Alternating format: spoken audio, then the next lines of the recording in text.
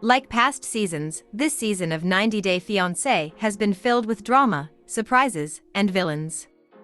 It's enough to make some fans think that there's a script, but it has more to do with editing and hellip, and with casting.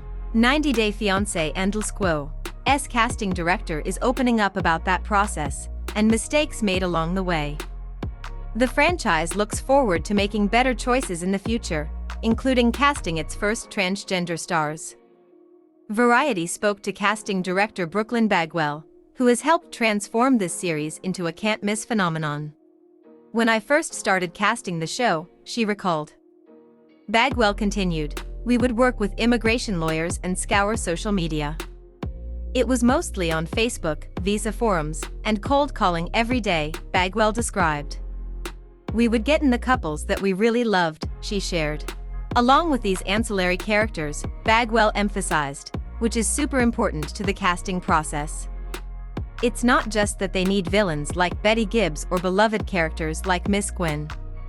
They also need dirt on the couples. They have to open up their world to us, Bagwell explained. She detailed, and that includes having their family and friends speak to us about their concerns. "I think it's important that we speak to the fish out of water moments," Bagwell expressed. "We want to find a foreigner who has never been to America before," she shared. But, she praised, the success rate is pretty high.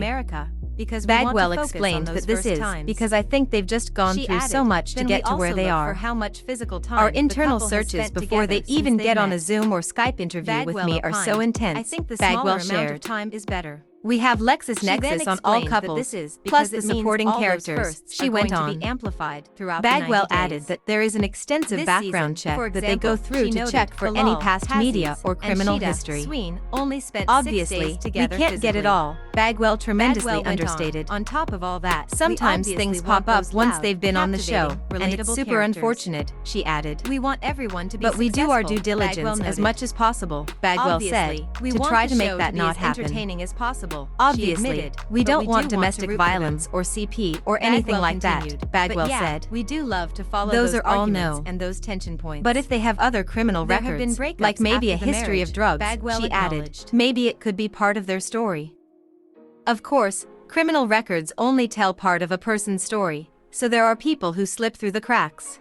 Bagwell did share which casting decision makes her most proud: Darcy Silva and Jesse Meester. "I remember my first interview with them," she recalled, "and I wasn't sure really where it was going to go. But," Bagwell continued, "seeing where they've come and the amount of story they had was incredible." "And then Colt, Johnson, and Larissa, Lima," Bagwell added. "I reached out to them for over a year," she described, "and finally their visa was approved." She expressed, "It felt like that was a home run story to me.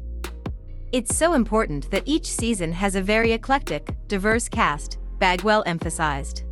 "And that is number one when we're casting this show," she noted. Bagwell added, "These last couple of years, we really homed in on that. Stay tuned." Bagwell replied when asked if trans or non-binary cast members could be on the horizon. "A transgender story is high on the list," she shared. "We would love to find a deaf couple or a blind couple," Bagwell added. "We'd love to find a teenager or an extremely visual couple, like two very tall people," she noted. Bagwell then added, "or an octogenarian dating an octogenarian." She affirmed, "It's really important to us to feature all types of couples." Bagwell is really highlighting what sets 90 Day Fiancé apart from a lot of other TLC programming. For more than a decade, the network's reality TV focus has targeted viewers who want to see straight, white, Christian families. 90 Day Fiancé has a number of flaws, but it certainly highlights and exploits the diversity that gives humanity so much depth.